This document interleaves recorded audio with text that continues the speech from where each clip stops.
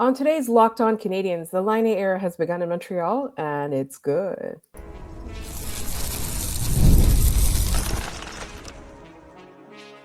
You're Locked On Canadiens, your daily podcast on the Montreal Canadiens, part of the Locked On Podcast Network, your team every day. Hi there, everyone, and welcome to episode 1200 of Locked On Canadiens. We've hit a milestone. I think, Ian, this is your first milestone with us. We want to thank everyone so much for making us your first listen of the day. As you know, we're free and available wherever you get your podcasts, as well as on YouTube. It's part of the Locked On Podcast Network, where you get your team every day. And today's episode is brought to you by Game Time. Download the Game Time app, create an account, and use code LOCKEDONNHL for $20 off your first purchase. My name is Laura Saba, also known as the Active Stick, and I'm joined today first to recap that game against the Capitals, but also to recap that week and then look ahead at what's in store by the wonderful Ian Boisvert, also known as Maybe It's Ian. Ian, how are you on this, I'm going to say fine Sunday morning? I would feel a lot better had the Canadiens decided not to blow a 2-0 lead. But we'll get into it in our weekly recap and everything. But it's still a very positive week. But it'd be fun if the Canadiens could end one of these positive weeks with a positive game. They really struggled to do that. They are not Mr. Saturday Night. No, it seems like our format for this show is wildly incompatible with the way the Canadiens decide to play hockey, which is very fun to try to negotiate and dance with. But, we'll do what we can. So as you know, or if you are watching the show, or if you are a regular listener, on the Monday episode, we do a weekly recap of all the games. We also generally on Tuesday look ahead to the games that are coming up. But since there is a game on Monday night, our weekly forecast is going to be on the Monday episode. However, we do have to talk about that Washington Capitals game. I want to get the negatives out of the way because I want to spend most of this segment on positives. Like, this is my challenge for us today. The negative was that they blew a lead. They did not have an answer to the Washington Capitals once they got going. They allowed Tom Wilson too much arena, too much rope, too much ice. And I think the crucial thing is the Capitals played the night before, right? Now, they are the number one team in the league right now. We do have to acknowledge that. But they also got goalied a little bit, I think. But I still think that throughout the first two periods, the Canadiens made that game look winnable. So there's a lot there that I kind of go against the grain with. I think a lot of the way people are thinking about this game. I'll take the Capitals being good part first. Yes, they are good. That's why I'm angrier. Is because in both these games against the Capitals, Montreal was in those games heading into the third period. The first one in Washington, they were tied heading into the third period before we threw up all over ourselves period from Marty St. Louis. This one, they were in the lead. They had not lost a game when leading after 40 minutes this year, and they threw up all over themselves again. Washington went into the third period with 17 shots. In the third period alone, they got 18. 16 scoring chances for Washington in that third period at 5-on-5. Everyone's complaining about the Anderson penalty. I didn't mind the Anderson penalty. I thought if it was the other way around, if it was Wilson doing that to Hudson trying to get back in the play, we would have all screamed bloody murder. Okay, here's my thing, though. My question was, if it was not Josh Anderson, would that penalty have been called? If it was any other guy? That's a fair thought.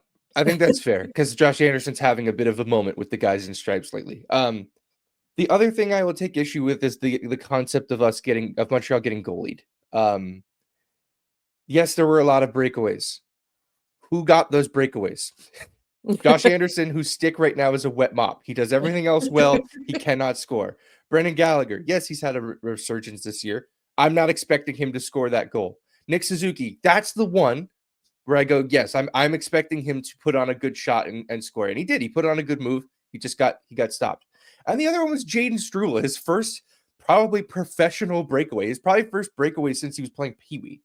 Like, that one, I'm like, okay, it's Jaden Struble. Like, yes, it's fine. I also find it hard to believe they got goalied when for most of that third period, they had like two shots on, like the breakaways were the only shots they had gotten to Logan Thompson. I think I'm frustrated with this one because they were right there. They were right there. They had this one. And instead of having it taken away from them, they handed it over to Washington again. Again, the second time this year. We're talking about a team that's learning a lot and is improving in a lot of areas. This is an area where a very specific area where we could have seen growth here, and instead we saw a regression to exactly what they were a month ago when they played this team. So that's where my frustration comes down to, is it was right there. That's, the fact that team is good, that Washington is, and they are very good. And Tom Wilson got better the larger his face got during that game, which was wild. I don't know if you saw like on Instagram the picture of his face right after that game. Dude, it's terrible. I don't, if anyone ever seen the cartoon Ed, Ed and Eddie, where they have like jawbreakers, they just hang out of their mouths. Like that's what Tom Wilson looked like, was just like a little kid with too much candy in his mouth. Like that, horrifying. And also like 2 goals. That's sick. It's one thing to play through that, the other to like dominate the game with that. Yeah. You have no choice but to tip your cap to Tom Wilson. Okay, but the other thing too is that he did all of that and he didn't behead a single person. No, we have to applaud that. When I was on Game Over, I talked with Kay about Arbor racking up good boy points. Yeah, and that was a full good boy point game from Tom Wilson. He did nothing wrong. Like right? We have to, like, he can play an incredibly effective role, right, without needing to injure a single person. Maybe himself, but all right. I do want to talk about a couple of positives though. Yeah, let's do that. Laine Hudson point streak continues. Yep. Yeah, 6-game assist streak, which is a Habs rookie defenseman record. He passed Chris Chelios, who was at 5. So dude is just out here racking up assists. He'll never score. Yeah, I know. So, oh well. I don't want to jinx it, but I kind of think it'll be hilarious if he like wins the rookie scoring race but doesn't have a single goal. Like it's just like a million assists. Like something dumb too, where he just risks a puck from the blue line and it banks off of 2 opposing defensemen and like slides in behind the goalie. Like it's gonna be the dumbest goal ever, and then he's gonna start scoring on like those head fakes where he goes to the net. The first one's gonna be incredibly stupid. I just think it's really funny because like every once in a while I pull up the stats because I'm trying to like take notes for the games and stuff or for the show, and it's just like it's so funny because the 0 just looks more glaring the more like the assists like rack up. Yeah, I kind of hope he sets the record for most assists in a season without a goal. I don't think he can't be that far off. I feel like I looked this up and I do feel like it's somewhere in the teens. That would make a good trivia question. Yeah, he can't be that far away. That would be really funny. On the other hand, I'll look up the forwards for a positive. Alex Newhook had a great game. I really enjoyed him, especially in the first period. It seemed like one of those moments where Alex Newhook decides, I'm going to do this myself. Yes. I thought I heard on the broadcast, and I'm going to confirm that this is true, that Alex Newhook doesn't have an assist yet this season. That his only points are goals. I'm going to look this up because I don't know that. I can't believe that that's true. I can't believe it either. But he was great. I mean, the shot that he took, I'll be honest, I don't think he should have scored on the shot that he took on goal because it went in and out of Logan Thompson's glove. That was the other thing. Everyone was saying, Logan Thompson should have been the goalie for Canada. Like, did you guys not see the first period where 2 pucks hit him and still went in? Like, that's not, whatever. It's fine. I think it was just that game. I think Logan probably. Thompson was just like, he was just making key saves in moments in that game, right? But I do think also, I did like their penalty kill. I know like I saw them just do more bold and aggressive things on that penalty kill. I saw them take more chances on that penalty kill and I liked it. I do know I can't remember which goal was the one that went in. I think it was the second Tom Wilson goal. Yeah. One of them went in on but I thought like I saw people doing things and like rubbing off on each other that I had not seen in a while. So, we're talking about how the Canadiens have the number 1 home penalty kill. I think it showed. Right. Yeah. And in particular, like I think that last power play too, like everybody was really upset about that because like it was like a string of calls against Montreal and then it's like in the last couple of minutes of the game, here, have a free power play. Just to even it out. Yeah. Yep. That's what they do. The referees do 2 things with remarkable consistency. Try to even up the call. And if you score early on a power play, you don't get another one. Yeah. Those are 2 things that they do with all the time. remarkable consistency every night. It's Also, irritating. call everything on Josh Anderson. Yeah, That too. I don't know how that ends. It doesn't seem like they like him very much. He's getting Michael Bunting. I know it's definitely a thing. All right, coming up, we will have our weekly recap. We have some nice things to say about our Arbor, and then our weekly forecast, where we have some not so nice things to say about an upcoming game, and that's all coming up in just one moment here on Locked On Canadiens.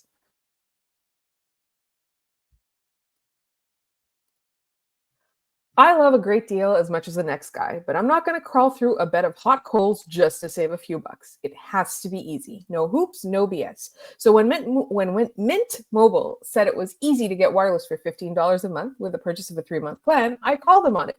Turns out it really is that easy to get wireless for $15 a month. The longest part of the process was the time I spent on hold waiting to break up with my old provider.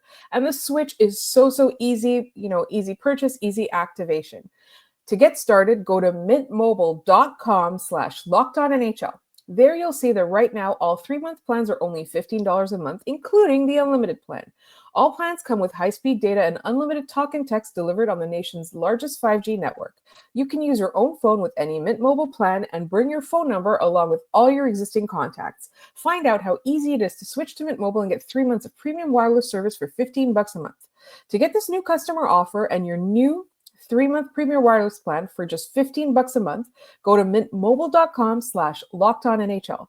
That's mintmobile.com/lockedonnhl. Cut your wireless bill to $15 a month at mintmobile.com/lockedonnhl. $45 upfront payment is required, equivalent to $15 a month. New customers on first 3-month plan only. Speed slower above 40 GB on unlimited plan. Additional taxes, fees, and restrictions apply. See Mint Mobile for details. I also love going to live events, anything like a comedy show, a hockey game, music, all kinds of stuff. And for that, I use Game Time. Game Time has a new feature called Game Time Picks that makes getting tickets for your favorite live events even easier. Game Time Picks filters out the fluff to show you only incredible deals on great seats so you don't have to waste time searching through thousands of tickets. You can talk about any kind of event that you want to go to. I promise you'll be able to find a deal on Game Time. They also have a feature that you can toggle called all-in pricing, where you don't get surprise hidden fees at checkout, because I know that is a huge frustration for people buying tickets, is getting those surprise fees at checkout. Take the guesswork out of buying tickets with Game Time. Download the Game Time app, create an account, and use code LOCKEDONNHL for $20 off your first purchase. Terms apply. Again, create an account and redeem code LOCKEDONNHL for $20 off. Download Game Time today. What time is it? Game time.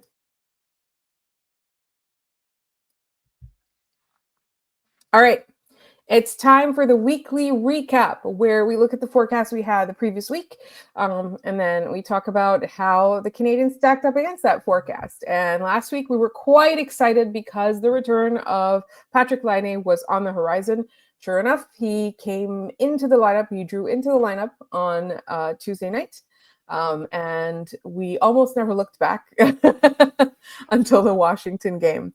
Ian, this was a big deal for you, having waited for Laine for so many years. Let's talk about the first couple of games. Yeah, I think I think what we looked at this week was we were hoping for a 4-point week, and that's what we got. We got 4 points. Again, it feels like the monkey paw curling again, because we said 4 points will be good, okay, and then the monkey paw curls and you will be close in the third game and we'll lose anyway. Like, that was what was difficult to overcome. But Laine coming back, I think, gave this team an immediate shot in the arm, one that they needed, one that you often don't get at the beginning of December of an NHL season. It's a very unique situation. Marty St. Louis gets his full roster for the first time since he got here. He has not had a full, healthy complement of players. He then immediately lost it the following game when Caden Gooley couldn't go due to illness, but he got it back on Saturday against Washington. So, easy come, easy go, I guess. We'll set the streak is back to 1 for Montreal Canadiens and being completely healthy. But it was really, it was an emotional week to see Patty Laine come back to the NHL at all. Like, that was, it didn't, I said this when the Blue Jackets were still trying to trade him was I wasn't really going to care who he went to as long as he came back and he was the guy that he needed to be again. And he was. And I'm just super glad it's with my team because I'm very excited to be able to root for him on a nightly basis. It's still kind of cool to like, you know, I wake up in the morning and I'm getting ready and I remember there's a game and I'm like, oh, I get to watch Patrik Laine play for my hockey team again. That's pretty cool. So yeah, it was fun. He's like I said, a shot in the arm this team needed.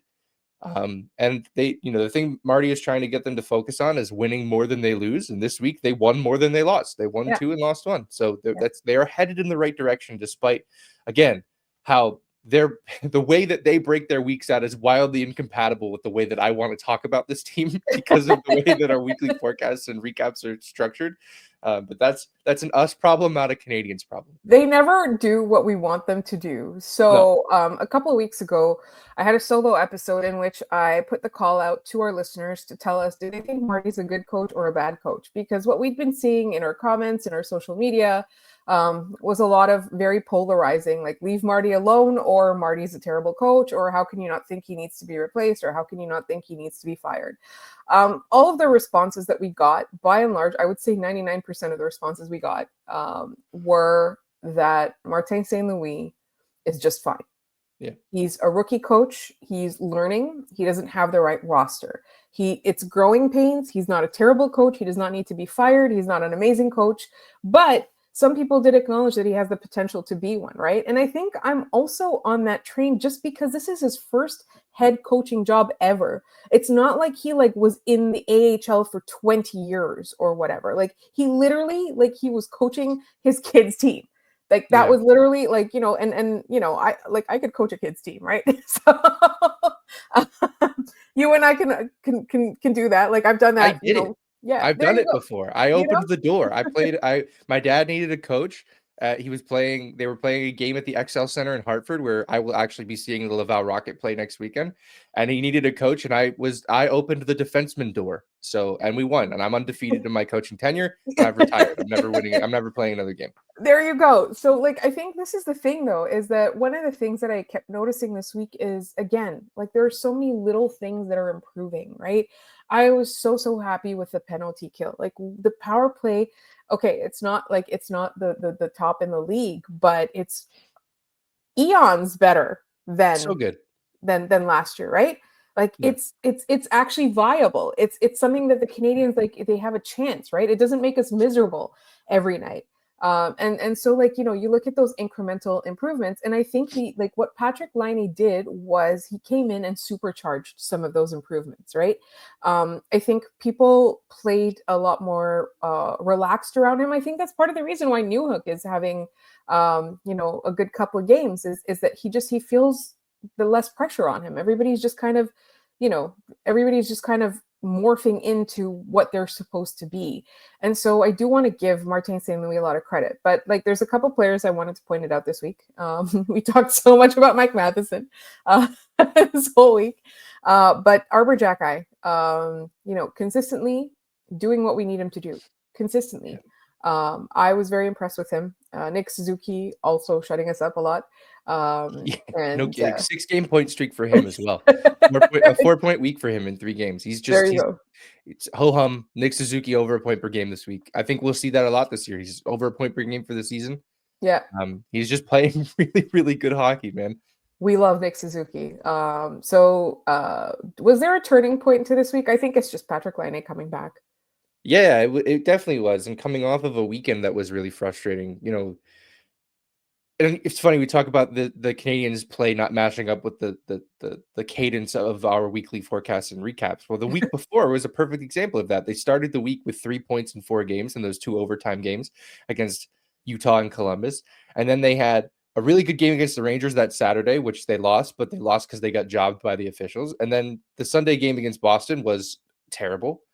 And we had the same experience. And then this week, Patty Laine comes back. We have a great start to the week, and then they throw up all over themselves on Saturday night. It's just that kind of cadence for Montreal right now. Yeah, and that's to be expected with a rebuilding team. Yeah, exactly. I think it's just always so frustrating because it seems to come right when they can win 3 in a row, which they haven't done in forever. Mm-hmm. But yeah, I'll throw some more numbers at you guys because that's what I do here. Suzuki, I already said the 4 points this week. Laine 2 goals. Caulfield 3 points. Hudson 3 points. Power play went 2 for 7 for 28.5%. PK went 10 for 11. So the power play outscored the penalty kill. That's always a good sign that your special teams are working in your favor. Sam Montembeault was a 947 this week. 90 shots, 95 shots against 90 saves. He was incredible this week. And headed into the third period, he had only given up 1 goal against Washington. So, it's again, that third period was just a disaster. Yeah. So yeah, I mean, again, like it's tough for me to sit here and say it was a positive week because I'm still kind of stewing over Saturday night, but it was. I'm going to say it was a positive week. I'm calling it. I'm taking the executive decision. And we'll get into the forecast in a minute, but they're set up for success again, at least at the beginning part of this week. And then they head in on Saturday against one of the best teams in the NHL because this is how the NHL has built their schedule this year. It's very bizarre. Yes, and we will talk about that in just a second, but who was our player of the week? I think it has to go to Patrik Laine. Yeah, I think that's an emotional pick this week, and that's the right one.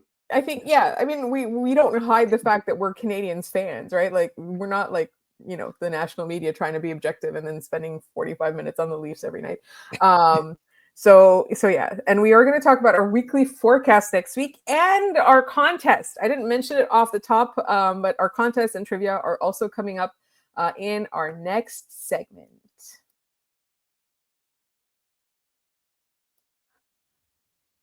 You hear us talk about FanDuel a lot on this show, and it's because it's America's #1 sportsbook. And right now, new customers can bet $5 and get $150 in bonus bets if you win. And it's so easy to use. The FanDuel Sportsbook app gives you everything you need to place live bets on the NFL all in one place. So when you get a hunch in the middle of the game, you can check out the latest stats, view live play-by-play, and so much more on the same page where you place your bets. Just visit fanduel.com to join today. Like I said, it's so easy and there's just so much on there. And you'll get started with $150 in bonus bets if you win your first $5 bet. I'm going to say that again. You'll get started with $150 in bonus bets if you win your first $5 bet.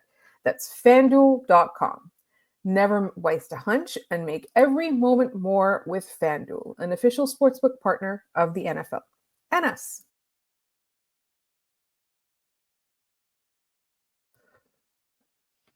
All right, real quick, our contest. It is the end of the year at a Spotify Wrapped season, so we have a prize to give away. It is a signed picture of Carey Price that Ian is graciously giving away, and you can see it if you're on YouTube. You can see it on the screen there. And all you need to do is, if you are on Spotify, send us a screenshot showing we are in your top 5 podcasts in your Spotify Wrapped. If you are not on Spotify, you can leave us a review and send us a screenshot of the review. Just make sure the date is clear that you are, submitting the review after we started the contest, and we'll be running this up until our Christmas break. So once again, send us a screenshot of your Spotify Wrapped if we're on it, or leave us a review somewhere. Send us a screenshot of that, and we will enter you into a draw. We've gotten a bunch of entries already. We're really excited about this, and we will do a draw, and we will do it live, so you'll see. So it's fair. That might be a nice bonus episode for the holidays. In the meantime, we also have our trivia coming up later this segment, but we need to talk about the weekly forecast, and unfortunately, there is a chance of Truba.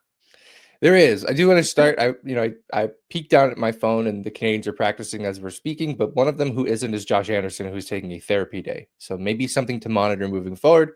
Probably just maybe maintenance. His feelings are hurt because the refs hate him. Yeah, for sure. Yeah, the thing with the Canadiens and therapy days is it's like a 50-50 if they'll actually play. Is what it feels like. So something to monitor heading into Monday night's game against Anaheim. I also looked up who has the most assists in a season without a goal. It was Jimmy Thompson of the Toronto Maple Leafs, 29 assists, 0 goals. So he's got quite a way to go. He's 11 off of that, but he's 11 off of that in December. Like that's very possible. He might do that before New Year's, to be honest. That's the rate he's going. So yeah, he's got quite a ways to go there. But anyway, we'll get into our forecast. 3 games on the schedule this week. We finish up the 5-game homestand with 2 games at home against Anaheim and Pittsburgh before heading out to a one-off against Winnipeg on Saturday night. Very weird, just shipping off to Winnipeg to come immediately back home the following week and play Buffalo, I believe. Schedule alert for those who might not be aware. It is an Amazon Prime game on Monday night in Canada, which means it's a 7:30 start. So plan accordingly. We'll have to put a pot of coffee on because it usually means we're going to be up later. That game goes into overtime too. All right, Anaheim struggling. They're definitely not playing particularly well. 10-12-3, 23 points. They are 8th in the Pacific, 29th in the NHL. They're tied with Montreal for in points, but they have 2 games at hand, so they're ahead of Montreal. Last season, Montreal was 2-0 against Anaheim, a 4-3 win in Anaheim in November, and a 5-0 win at home in February. That 4-3 win was a 2-goal game from Alex Newhook, so maybe he can keep the good offensive play going. 2 assists from Evans in that one. Montembeault with the win, 30 saves on 33 shots. Mason McTavish for Anaheim in that game had a 3-point night, 2 goals and an assist. The 5-0 win, 3-point night from Suzuki, 3-point night from Slav, and a 13-save shutout for Caden Primo. That I don't know if they can put him in and expect that to happen again. If you're going to get Primo into a game, that's the one you try to get him in for. But this week, you got it. You got to do that. I think you got to try to find a way to get him in because I think Montembeault is going to be in tough in the next 2 games. So maybe you get Primo in for that one. The Ducks special teams are bad. 5-on-5 is bad. They're the fourth worst 5-on-5 goals for in the NHL. Their leading scorer is Troy Terry. He's got 19 points in 25 games. Trevor Zegras is hurt. He was hurt Thursday. He's still being evaluated. I can't believe he will play on Monday. But the big news here, we've talked about it. The Ducks acquired Jacob Trouba. Have to believe he's playing with the Ducks coming to the East Coast and him being able to make a quick travel up to Montreal. We'll get into that in a second. Lucas Dostal is the story for the Anaheim Ducks in net. 15 games played. He's a .921, a .273, and with 1 shutout. He's an incredible, he's the future of NHL goaltending. We're watching it play out. How worried are you about Trouba in this game? I mean, it is it's likely he'll play, but it's not guaranteed. Sure. I'm so tired of him. I'm tired of the Canadiens having to play him. I'm tired of, having to worry about them being beheaded. I just, but with that whole thing, I think what ended up happening was just the only way things could play out for Trouba. So it's unfortunate the Canadiens have to meet him again so soon. Yeah, not only that, they have to play him 4 times now instead of 3 if he plays on Monday night because they would have only played the Rangers 3 times and they've played the Rangers twice and they still have 2 more against the Ducks. So it sucks. We kind of got the short end of the stick there. My keys to the game: protect the puck, obviously. And what was the second one here? You need the best. You need the best third period of your life on Monday against Anaheim. You need to get the bad taste of Saturday out of your mouth. You need to play really well in that third period. Yes, I agree. All right. Our next 2 games, Thursday and Saturday. Yeah, Pittsburgh. They're 2-0 against Montreal this year. They've kind of turned their season around a little bit. They are 6th in the Metro, 20th in the NHL still, but they are moving. They're definitely moving up in the standings. Crosby and Malkin still around a point per game, which is wild. I cannot believe that they're still playing at the level that they're playing at.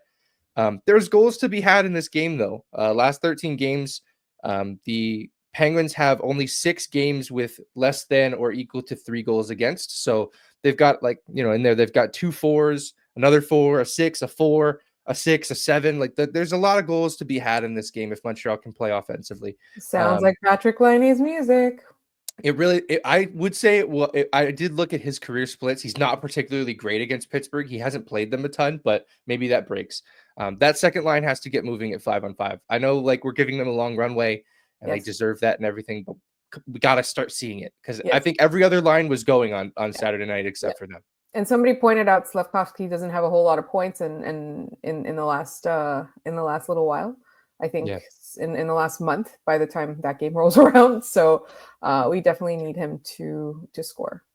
Yeah, keys for me: protect the puck, don't get swept. I know it's kind of the bar's low, but it's Pittsburgh. We've already played them twice. Those games haven't been particularly great for Montreal. Correct.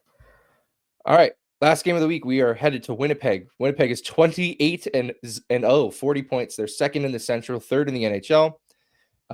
Montreal, however, did have a very good record against Winnipeg last year, 2-0 in the 2 games. They played a 4-3 shootout win and a 3-2 overtime win in Winnipeg.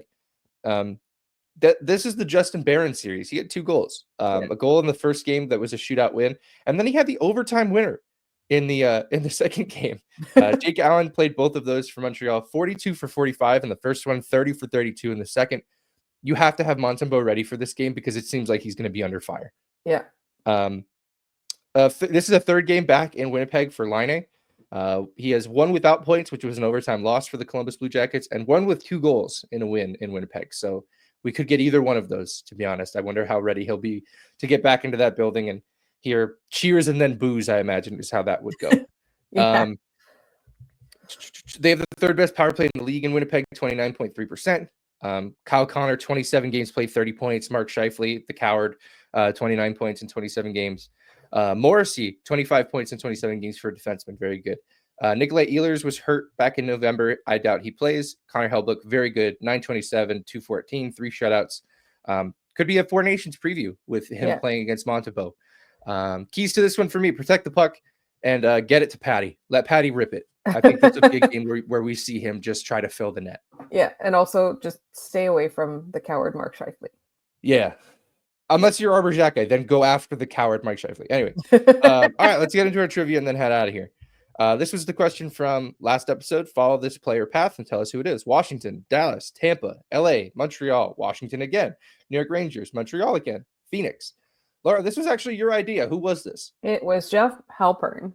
Jeff Halpern. You got a current assistant in Tampa Bay. I think that suits him well. He'll probably be a head coach in the NHL one day. He seems like that kind of guy. Definitely. We didn't even talk about how in the Washington game, Kirk Muller just appeared on the Washington bench. I was he was there. They called timeout on that power play, and I'm like, is that Kirk Muller? Anyway. All right. With Montreal playing the Ducks tonight, as you're listening to this is a Montreal and Ducks themed question. On October 10th, 1993, the Ducks completed their first trade in the history of their franchise, sending a 3rd-round pick to Montreal in exchange for Patrik Laine, I think is what I wrote there. I can't read my own handwriting. Karnbach. And this 1993 Cup winner. So a Montreal Canadiens Stanley Cup winner went back to Anaheim in that deal. If you know who it is, put it in the comments. We will pin whoever gets it right and shout you out on the next episode. All right. That was our episode. We didn't even talk about the AHL trade that took place over while the Jacob Trouba stuff was going on. I believe it was Saturday. So we are going to talk about that tomorrow, as well as our recap against the Anaheim Ducks. Hopefully we will not be covering any beheadings. In the meantime, we want to thank everyone once again. If you want to support our show, please subscribe. Tell your friends. We're free and available on YouTube. Also everywhere you get your podcasts. If you would like to find us on social media, we are Locked On Canadiens everywhere. We're on Blue Sky, we're on TikTok, we're on Instagram. Our Gmail is Locked On Canadiens. Just find us at Locked On Canadiens. You'll find me at The Active Stick. You'll find my co-host at Maybe It's Ian. Do not forget our contest. We're running it until the Christmas break. Thank you so much for listening, and we will see you all tomorrow.